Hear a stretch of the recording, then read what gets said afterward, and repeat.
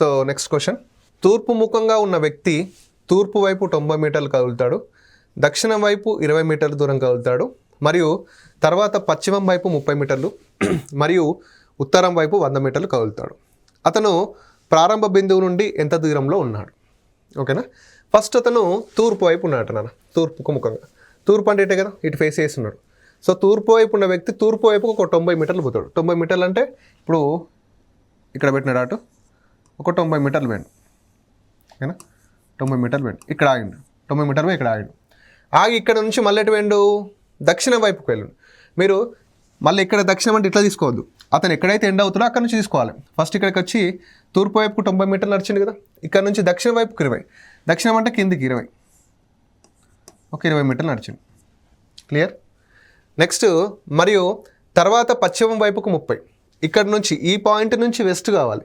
ఈ పాయింట్ నుంచి వెస్ట్ అంటే లెఫ్టా రైటా కిందికా పైకా? నువ్వు ఈ పాయింట్ నుంచి పశ్చిమం పోవాలంటే ఎటు పోతావు, ఇటే కదా. సో లెఫ్ట్ కదా పశ్చిమం. సో 30 మీటర్లు, 30 మీటర్లు కలదు.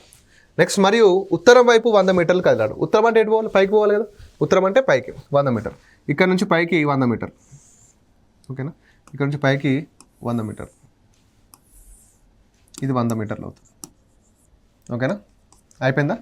అయిపోయినాక ఏంటి, అతను ప్రారంభ బిందువు నుండి ఎంత దూరంలో ఉన్నాడు? సో స్టార్టింగ్ పాయింట్ నుంచి దూరం, డిస్టెన్స్. ఇప్పుడు ఇతను ఇక్కడ ఉన్నాడు కదా, సో ఈ డిస్టెన్స్ కావాలి మనకు.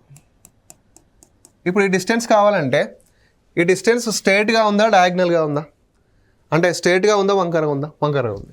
అలా ఉన్నప్పుడు మనం ఏం చేస్తున్నాం, పైథాగరస్ థియరీ ప్రకారం side square plus side square చేస్తాం, side square plus side square చేస్తాం. మరి ఇక్కడ సైడ్స్ ఎలా తీసుకోవాలంటే ట్రయాంగిల్ వచ్చే విధంగా తీసుకోవాలి. మనకి ట్రయాంగిల్ ఎట్లా వస్తాం, ఇప్పుడు ఇక్కడ నుంచి ఇలా ఇలా ఇలా, ఇదే కదా ట్రయాంగిల్.